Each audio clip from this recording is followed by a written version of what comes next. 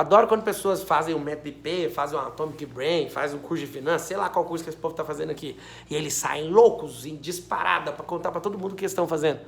E eu peço pra todo mundo, tem como você calar a boca? Só faça, não fale. Porque quando você fala, nota isso aí, quando você fala demais, você tá atraindo a pressão pro seu lado.